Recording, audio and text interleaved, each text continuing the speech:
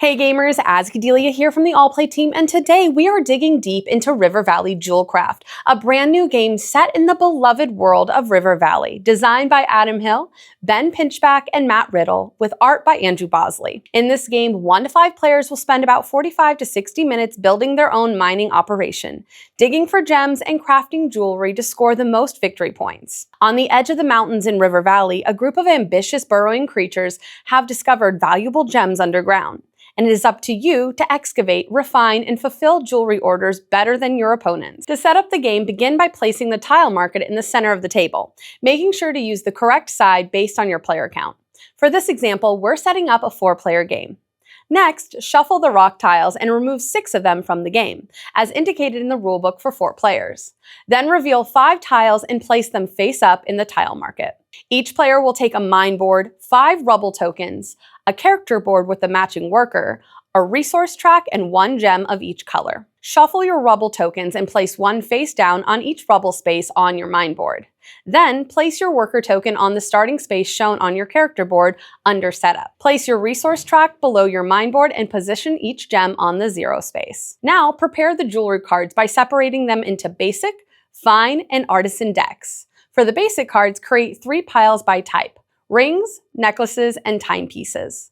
Then shuffle the Fine and Artisan decks separately and reveal 3 cards from each, placing them below the Basic row. Finally, give the 2 dice and the active player marker to the player who most recently visited a jewelry store, and you're ready to dig in. The goal of the game is to score the most victory points by collecting gems, crafting jewelry, and building large connected groups of matching rock types within your mine. The game is played in clockwise turns, and while one player is the active player each turn, all players will be involved in most phases. At the start of a turn, the active player rolls both dice and chooses one of the die for themselves, leaving the other die for all other players to use. Next, all players will excavate using their assigned die. Excavating refers to gathering gems from an entire row or column. The gold die activates a row, while the silver die activates a column.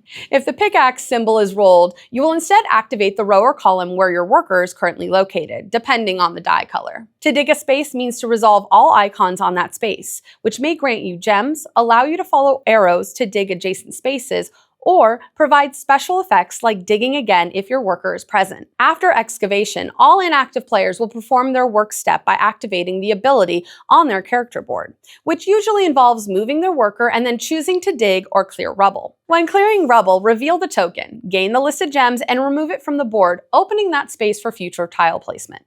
Next, the active player may craft jewelry by spending gems to claim face-up jewelry cards, up to a total value of 4 for that turn, placing completed jewelry in front of them for scoring later.